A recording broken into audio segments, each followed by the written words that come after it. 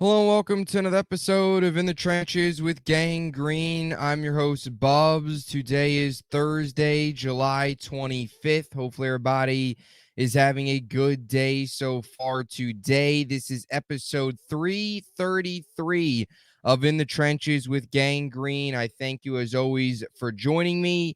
For those of you joining here on YouTube, make sure to please like and subscribe. We've got a lot to discuss today on the practice. Jets training camp day number 2, practice number 2. And I was out there at Florham Park, out there at One Jets Drive. So these are my in-person takeaways, the ones that I took with my own two eyes. So looking forward to breaking down all of my in-person takeaways today at practice. It was great to get back out at the facility today. The energy was awesome. Rodgers coming out, Aaron Rodgers chants. It was awesome. Had a great time and was a very successful practice for Aaron Rodgers and the New York Jets offense. So we'll dive into it and we'll give you all of my in-person takeaways. Before we begin, let me tell you about our podcast partners over at SeatGeek. SeatGeek is an app that delivers tickets from all over the internet and puts it into one place to make it easier for you, the buyer. What makes SeatGeek so great is you know what type of deal you are getting on each ticket. If you're getting a good deal, it is green. If you're getting an okay deal, it is yellow. And if you should stay away from the ticket or the deal, it'll come up with a red circle on the seat on the ticket that you are looking to purchase. So you know if you are getting a good deal or not on a scale from 0 to 10. Plus, my viewers at checkout, use promo code BUBSONSPORTS for $20 off your purchase. Click the link in the description down below to download the SeatGeek app. Once again, that is promo code BUBSONSPORTS for $20 off your purchase. Also, my friends over at Huga House. You've seen me rocking my Huga House hat all the time on the program. If you want to get the hat that I wear often on the show or one of the hats that Aaron Rodgers is wearing, hey, look, it's Aaron Rodgers rolling into training camp just 2 days ago, or even Shane Gillis, even Shohei Ohtani, JT Realmuto, even Tyler Conklin, Jets tight end. So many athletes and celebrities rock the vintage-inspired Huga House hats. Click the link in the description down below. That'll take you to the Huga House store. They released 10 brand new hats about a week and a half, 2 weeks ago, but they are going very fast. So if you want one of the 10 brand new hats or any of their other awesome hats, use promo code BUBS for 15% off your purchase at Huga House and get yourself some of the same swag that QB1 Aaron Rodgers rocks all the time. And QB1 Aaron Rodgers was cruising today for the New York Jets, and that's where we will start. We'll start with my biggest takeaways on offense, biggest takeaways from Rodgers, and then I also have some other notes and some other things that I want to get into, just other observations that I took while I was there, because obviously when you're in attendance, you're able to see everything. So there was other kind of observations I took in individual drills. There was a couple punt returning observations, a couple other observations that aren't even really on the field things that I noticed, kind of other things that could potentially impact the team, including some things that the Jets have done a little bit differently with false starts and stuff like that. So we'll get into that here a little later, but we got to get into the meat and the potatoes, and that's Aaron Rodgers. Aaron Rodgers looked great today. Look, everybody, I said going into camp, the national media is going to focus on Aaron Rodgers, focus on the Achilles, focus on, oh, does he look washed? Does he look slow? Look, as a person that was there today, and obviously the beat has been there 2 days in a row, Aaron Rodgers looks like he hasn't missed a beat. This is a guy that is, the arm talent is still there, still mobile, had a really nice play today where he was rolling out of the pocket in 7v7 drills. He doesn't look like he's missed a step. People kind of forget that this was a guy that was doing scout teams work back in December, so he's almost been back now for about 6 months. Has he been practicing, taking reps, and stuff like that? So he looked fine. If You told me this was a 40-year-old quarterback coming off a torn Achilles, and you go out there and watch him this afternoon. It doesn't look like he is a 40-year-old coming off a torn Achilles. And I think that's a really positive thing. And that shouldn't come by much of a surprise because we saw a lot of these highlights at OTAs, and he was very close to coming back last year, which means he was pretty close to getting back to 100% at a historically fast rate. So I kind of broke down some of my notes. I'll start with the 7v7 drills, and then we'll get into some team drill period. And then at the end, they did a drive the field period, which is maybe where some of Rodgers' best came from. So we'll start with 7-on-7, first play of practice. Rodgers, or one of the first plays of 7-on-7 drills, I should say. Rodgers found Rucker across the middle. He then found Breece Hall underneath. And then he had a really nice play, like I said, rolling out of the pocket. Breece Hall extended the play in a real situation, 11-on-11. I don't know what the pass rush would have been like, but in this situation, in a 7-on-7 drill, no real live pass rush, was just rolling out of the pocket and extended the play, bought himself some time. Breece Hall on the sideline, beautiful catch by Breece, beautiful place ball by Aaron Rodgers, and just good to see him extend the play, rolling out, nice play, gets it to Hall there on the rollout. And then he got Lazard in the flat for about 5 yards, so was getting Lazard involved. And then there was one really deep play where he tried to get Garrett Wilson involved. It looked like a pass interference on DJ Reed.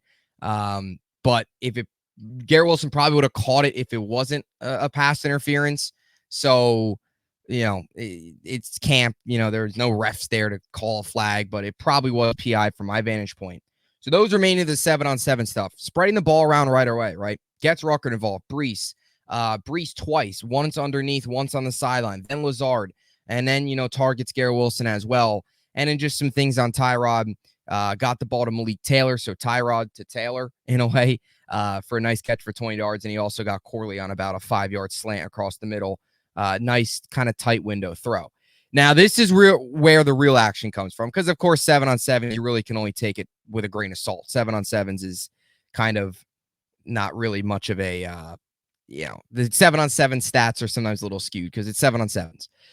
The real stuff came from the team drills and the first play of practice, right? In front of the fans, first play of practice, first play back in front of the fans for Rodgers, first play back for everybody in front of the fans, but specifically for Rodgers since his torn Achilles. And he goes out there, very first play, loads a deep ball downfield, left sideline to Garrett Wilson, an absolute dime, 30-plus yards down the field for the first play. I don't know if it would have been a touchdown in game. I don't know who exactly it was, but there was a safety over top that probably would have maybe tackled him. Afterwards, Garrett Wilson did kind of cut back up into the middle of the field and I think ended up reaching the end zone. But again, no pads. I don't know if he would have ended up being tackled, but either way, it was a 35-yard bomb downfield. Garrett Wilson, one-on-one, beautiful play, and got the practice started, got things started for the New York Jets offense, and that was awesome. A connection that we saw all camp last year, all year last year, all month last year, I should say, or month and a half, whatever, however many days there was of camp last year, we saw that all the time. We saw it in the preseason game. We didn't get to see it in the regular season, and they haven't missed a beat. That first play was awesome. Fans were going crazy. That's what gives you hope, and that's what gives you so much belief that this Jets team can go far this year, is that tandem of Rodgers and Garrett Wilson. And then a little later on, Lazard, again, getting involved. So not only in the 7-on-7s, but also here in the team drills. He had about a 5-10-yard catch in the flat. It was about a 5-yard flat route. Lazard caught it, probably turned it upfield for maybe 2, 3, 4 more yards to get to about 8, 9 yards. So a solid pickup there for Lazard. Rodgers getting his former teammate and now teammate again involved. And it seems like Lazard's just much more focused. I mean, I know all jokes aside, it's going to sound like I'm joking, but there legitimately isn't a soccer ball practice. And last year, there was always a soccer ball practice. Even in training camp, there was a soccer ball. So I know it's a joking thing. I know we like to joke about it as Jets fans, but you're really curious if Aaron Rodgers has kind of talked to him a little bit and told him like, hey, you got to cut this crap of this soccer ball. You got to get all this. No, you got to start practicing with actual football, the sport you play. And I know it kind of sound like I'm joking there, but it really is crazy. Lazard seems so much more focused. Now, he did have a drop a little later in practice, but all in all, he's so much more focused, it seems. It just seems like he's more focused. than what he was last year. And it's only 2 practices. We got to see this in the regular season. We got to see this stretched out over actual games, not just 2 camp practices. But for a guy that seemed to struggle, have a bumpy OTAs, it seems like he's locked it in a little bit. You got to give him credit. I know it's kind of a day-by-day thing with Lazard. He could go out there tomorrow, have 3 drops, but you can't take away what he's done so far the 2 days of camp. Rodgers was again able to get Brees in the flat during some of these team drills for about 10 yards. Then was able to get the ball to Conklin for about 5 yards. Really nice coverage, though, on Tony Adams. It was kind of a catch tackle. Tony Adams was all over Conklin. So in a situation where that's a 2nd down and 10 situation or a defensive standpoint, it was a really nice play by Tony Adams. He was all over Conklin. Conklin made a good catch. It was a good throw by Rodgers, but Adams brought him down right away. Didn't let him get any more. And then Garrett Wilson had about a 15-yard grab, which was really good to see. Across the middle, just the timing was perfect. It was sort of like a little bit of like a tight window throw, it felt like, but across the middle, just Garrett Wilson gets it, cuts back up. It's just so smooth, so much chemistry that you could see between the two of those guys. And then Jeremy Ruckert had another pass from Rodgers, a reception there for about 5 yards. So that was a quick throw from Rodgers. Rodgers was getting Ruckert involved a lot. I was really, really impressed with what I saw from Ruckert today, especially from Rodgers. Just some other things for those of you that care. Peasley on one of the plays, I took pretty much notes of every single play. And then when I went to go prepare for this pod, I eliminated the plays that didn't really mean anything, like an incompletion for Andrew Peasley, because that does not need to be brought up in the pod. Peasley did get Allen. Allen, it continues to be used in the passing game. He had a kind of a running flat route for about 5-10 yards, and out in the flat, caught it for about 5 yards, ran up field, I would say, for about another 5-6 yards. And then Tyrod was also able to get Yabo a little bit involved. So really all the tight ends were getting involved. Even Kuntz got some more work with the third team, of course. He had a couple. I think he had a reception or 2. So overall, good day for the offense. Now, as for the drive to field period, this was where I think Rodgers was maybe most impressive. So beautiful play to Garrett Wilson. Kind of catch on his knees. Garrett Wilson, it was like across the middle, caught it on his knees. Really nice catch by Garrett Wilson. And then they were in a 4th and 5 situation, and Conklin with a big play for about 10-15 yards. That got them to the 8-yard line. From my estimate, my rough estimate, it could have been maybe the 9-yard line, could have been the 7-yard line. But my rough estimate, it was around the 8-yard line. And really nice play by Conklin across the middle, right down, in the red zone area, inside the 30, inside the 25-yard line. I don't know if they were quite inside the 20 just yet, but close to the end zone, right? Drive the ball, period. Got to convert, 4th and 5. You love Rodgers. You love seeing Rodgers in that situation, getting the ball to a reliable tight end, getting the ball to his tight end in Tyler Conklin. In coverage, Conklin makes a big play, just a good catch across the middle, secures it, goes down 10-15 yards, first down, move the chains, set up an opportunity inside the 10-yard line. That's exactly what you want to see out of those two guys there, and you saw it. So you have that. Then after that, Isaiah Davis had about a 3-yard run. My calculations, it was like a 3-yard run, and they tried him again, and it probably went about 2 yards. So kind of interesting to see Isaiah Davis get some of those reps back-to-back. I thought maybe they would try Brees. Maybe they would try at least Braylon Allen in that short down and distance situation where they're inside the 7, inside the 6-yard line, in that area. Go with Braylon Allen, who, by the way, in person is a monster. The guy is huge. Just a big physical back, third down demon, I think he will be for this Jet team. So you had that, and then on the last play, those were the 2 plays. And then on the last play, it was actually a bad snap. Rodgers kind of had to go up, get it one-handed, brought it back down, and then got Lazard to the left front pylon in the flat for the final play of practice, and that was a touchdown. So Rodgers got Lazard. All around, a really good day for Lazard. Looking at my notes, he probably had, combined with the 7-on-7 drills, 4 catches and maybe 1 drop, but he had, about roughly 4 catches, a touchdown. So another really good day for Allen Lazard. And you got to give him credit, like I said. I I know as Jets fans, it's you kind of, sometimes we want to pump the brakes on crediting Alan Lazard, but you got to give him some credit. You got to give him some credit where credit's due. He's performed well in these 2 days of camp, and it's a whole lot better than him not performing well. I know it kind of feels weird to say, oh, Alan Lazard's producing. And I think sometimes some Jets fans or some fans are scared to come out and say, oh, Lazard looks good in camp because he was that bad. But you got to tell the truth. He is. You got to give him credit. He looks good. He looks more focused. And I would say the entire team looks more focused. And I think this is a good point to segue into one of my other quick topics here. There seems to be more of a business-like approach in a way to this Jets team right now. I think a lot of it could be Hard Knocks last year. Looking back on it, even just being there as a fan last year, there was so much, you could just tell there was so much outside noise. And you could tell at times, maybe not the most focused. And this year, it's completely different. It's much more of a business approach. Go in there, get good work in, and wrap it up. That's what it seems like. It seems like last year was more of, look at us, Hard Knocks. We got our new shiny toy in Rodgers. We're going to show them all that stuff. And I think, too, something I picked up on is there's a little bit more accountability this year. Couple false start penalties the New York Jets had. Whoever has a false start, take him off the field right away.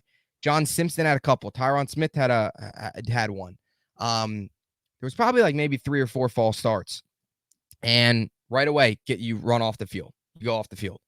That is something I don't remember them doing last year. And I could be wrong, but from what I remember last year, I was at 2 practices last year, and I don't remember them doing that last year or in any of the years past that I've gone. I remember them under Saleh running off the field after a false start. But that's something that they're doing. So, again, more of a business accountability approach. And I think some of it could be to try and limit the penalties to show that, like, false starts are not going to fly. How many false starts did we see the Jets have last year that killed them in drives, that killed games, killed drives, killed possession, all that stuff? That could be part of it, that they're trying to limit those. And when you make a mistake, you kind of have to think about it instead of making a mistake and keeping them out there so they can do it again. So that could be it. But something I noticed just from an overall team perspective were some of the more accountability and business approach to things. Some running back notes. Isaiah Davis had a really nice, strong run early on in practice, 5 to 7 yards in the second team. Again, there is no pads, so it's tough to tell, but I would say even if there was pads on, he probably broke about 2 tackles and was able to get about 6-7 yards. So a really good, strong downhill run from him. Talk about Breece Hall and Braylon Allen. Both guys, you could just see that 1-2 punch from them too. Braylon Allen is a monster, like I said, a guy that has been heavily involved in the passing offense as well. Like, he's gotten a lot of reps in the passing game as well, not just 7-on-7 drills, but also in the full-on 11-on-11 team drills as well. And then Tariq Cohen is a guy that I was actually very impressed with today. He had a really nice run where, I mean, I guess it maybe not a, it was a really nice play kind of by Tariq Cohen. It was a run out to the right, bounced outside, kind of got caught. Like, it looked like it was going to be a dead play for maybe a yard or two, maybe not any yards at all.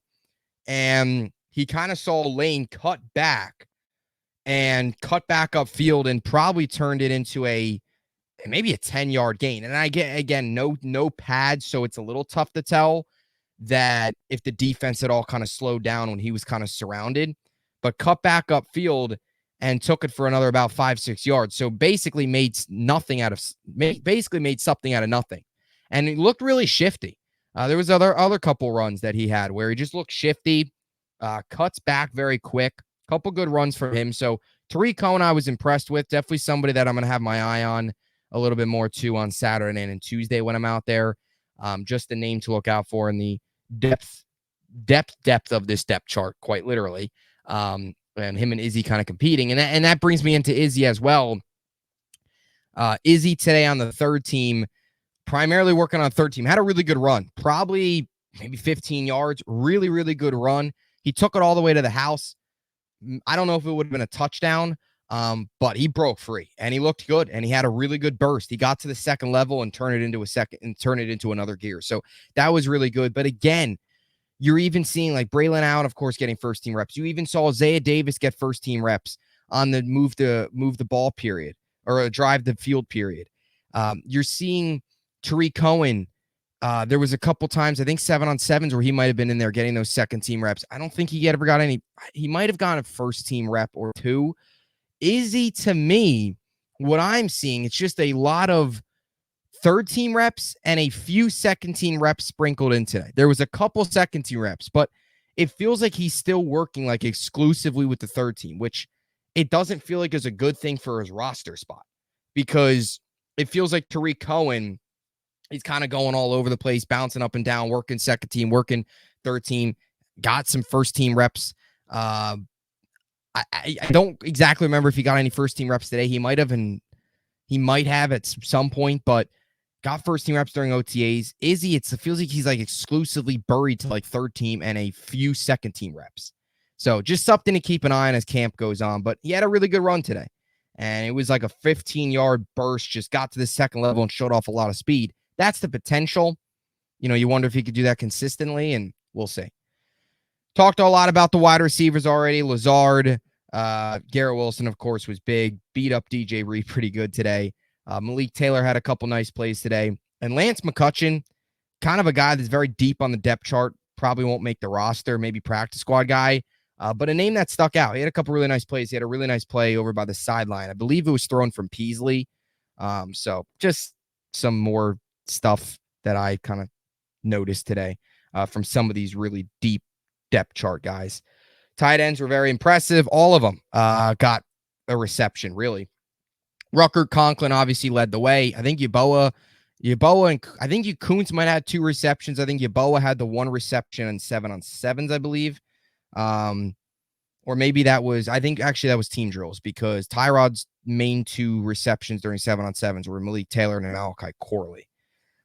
So those were the main ones there, but all 4 tight ends, really, in terms of actually the 4 main tight ends, all looked really good. And Rucker was very, very impressive today. And that's a really positive, I think, for this Jets team. Offensive line. A couple notes I want to get here. I thought the offensive line today was very good. There was a couple false starts, but nothing crazy. And then my biggest takeaway is Tyron Smith is so good, and it's not even with pads on. And him and Jermaine Johnson were a fun battle to watch. There was a couple plays where I just set my eyes on those two going at each other. Really, really fun battle to watch between Tyron Smith and Jermaine Johnson.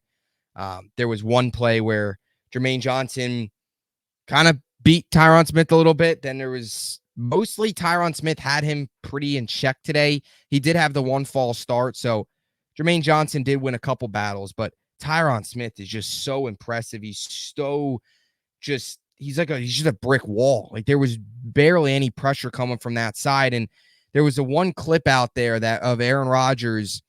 I think it might have been on the Garrett Wilson play, first play of practice. You just see the pocket he's got.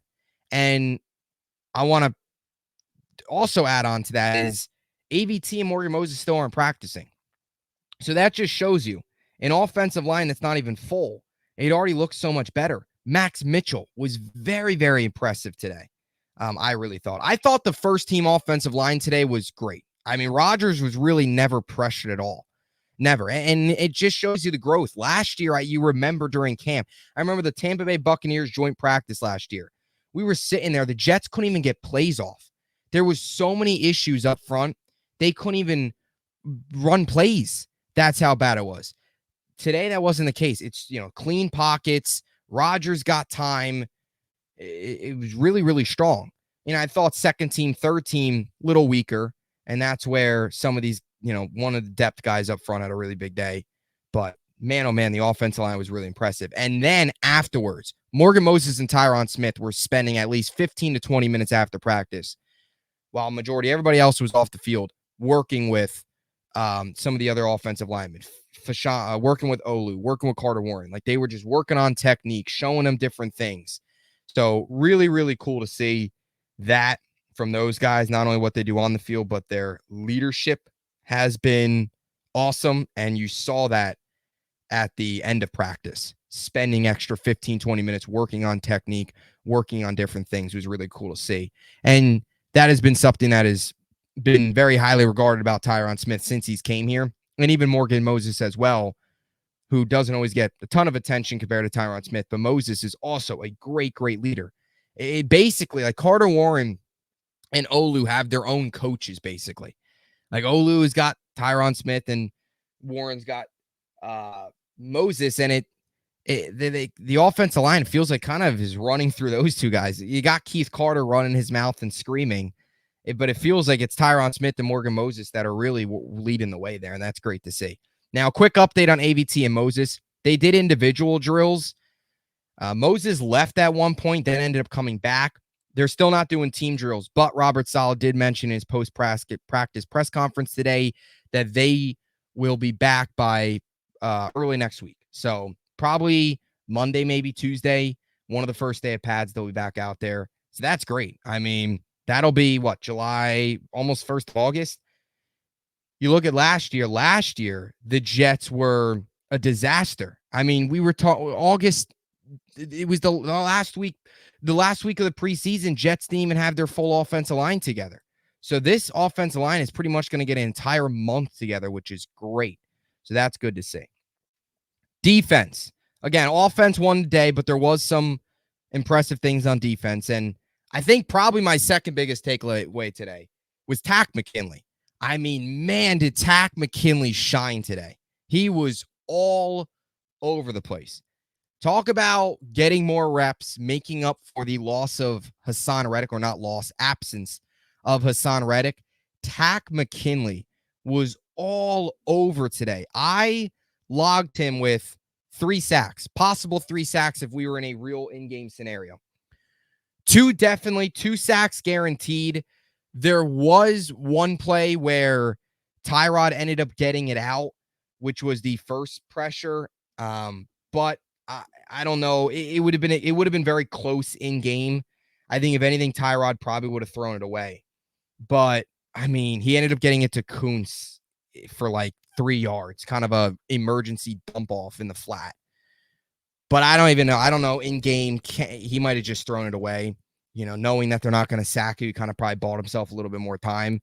But realistically, in game, he probably had 3 sacks today.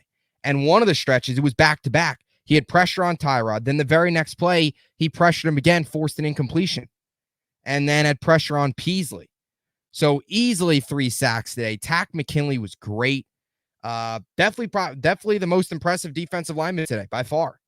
And that was the biggest standout, I think, on defense was McKinley. And outside of Rodgers, I think you walk away from today's practice, Takk McKinley kind of stole the show on defense. He was so big today. And I get it. It's with second team. I get it. You know, some of them were working with, Peasley was out there. I understand. But still, for a guy that's deep on the depth chart that I think maybe has an outside chance of making the roster, obviously they saw some good things during OTAs and minicamp because they gave him a contract to come to camp. But a name to just keep an eye on, obviously Reddick, once he comes back, everybody will kind of drop off. I mean, then you're really kind of looking, not drop off. Everybody will kind of go one step lower on the depth chart. Like Clemens won't get the first team reps. He'll go to the backup again. McDonald will remain the backup. And in McKinley, it'll be tougher, but a name to look out for. Maybe a practice squad guy, we'll see. A lot more camp to go, but really good day for him. Some other defensive line observations. And I'm not going to panic or worry, but I've been a little confused. And today, again, the Clemens is working so much with the first team. He's opposite of Jermaine Johnson. And I find that really, really interesting because I thought, and I really did, one of these silver linings that I thought we could come away with this Hassan Reddick situation would be more reps for Will McDonald. That wasn't the case. Will McDonald had a couple first-team reps today towards the end of practice and kind of more of as a rotational thing, the way the Jets rotate. But it feels like right now Clemens is eating up so many first-team reps with Hassan Reddick out. And that's something interesting to follow because to me, I think Will McDonald's development's more important. Like, I think Will McDonald should be eating up the first team reps. And then when Reddick comes back, he'll obviously kind of slot in as your second guy.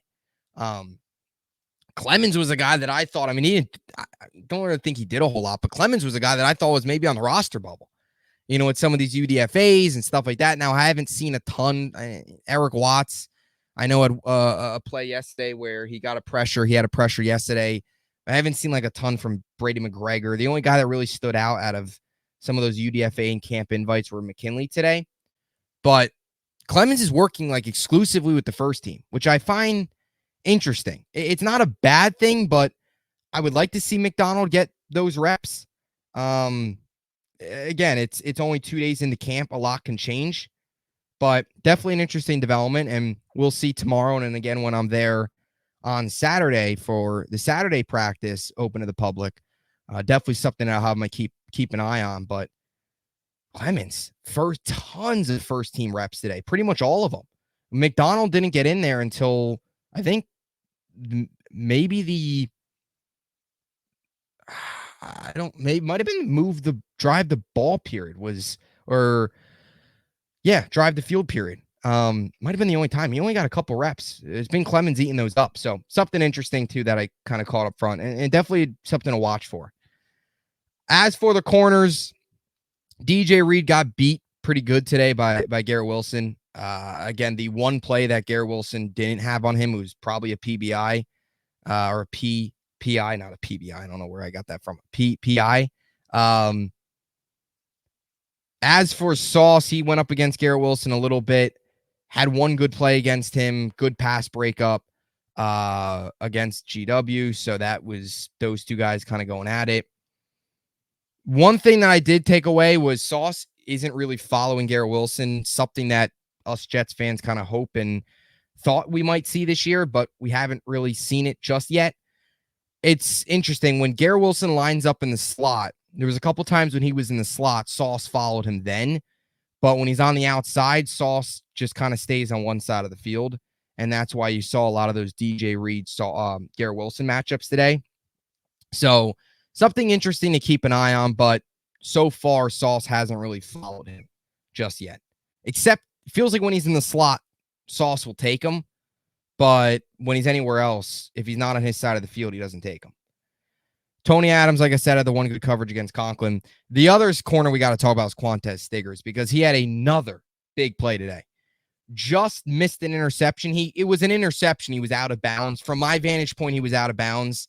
He might have scraped 1 foot, but he definitely didn't get 2 feet in. I don't even know if he got any feet in. But it was against Malik Taylor. It was an almost interception. Really good coverage. Was with him stride for stride. Tyrod tried to hit him deep. It was like 30 yards downfield, 30, 35 yards downfield, 40 yards maybe even. Tried to hit him deep. Stiggers was there stride for stride. Jumped up, played the ball perfectly, picked it off, but was out of bounds. So really good coverage from him. He continues to impress. Just looks really good. And a guy that will probably play majority depth this year, but maybe he's a future option for this Jets team. So those are some of the defensive notes, mainly an offensive heavy day in terms of production-wise. Just some other notes. I talked about the false starts, talked about some of the accountabilities, talked about Tyron Smith, Moses, of course, working with those guys. Something I noticed that I don't know if it's interesting. Now, if you remember, the New York Jets fired their sports science crew, and I don't know if this is the same or if this is why it's happening, but I noticed today the Jets did a lot more warm-ups and stretching than they usually do. They spent probably a good maybe 10 minutes warming up, stretching, and as opposed to last year specifically where it felt like maybe it was only about 5 minutes. It feels like they spent a lot more time stretching, a lot more time warming up, jogging, doing some of those other stretches. Like, it felt like they were doing a lot more warm-ups today. Maybe that's some of trying to limit injuries. It could be.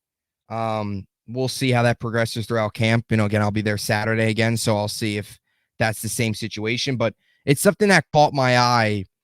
It felt like they were doing a lot more warm-ups, and maybe it's to try and limit injuries. We'll see. But something that caught my eye. And then also punts and kick returns. They did some punting and kicking work today. Not Thomas Morstead and those guys. I don't think the kickers or the punters did anything. Specialists don't really do anything. But punts, who was back? These were the guys I saw. For punts, it was Gibson, Corley, Tariq Cohen, Brandon Cotterington. And then for kicks, it was Braylon Allen, Isaiah Davis, Corley, Gibson, Cohen. So, and I think there might have been one or two that maybe I didn't list, but those are the primary guys. So you could tell they've kind of got a rotation of 4 or 5 guys doing some punts, got a rotation about 5 guys doing kicks.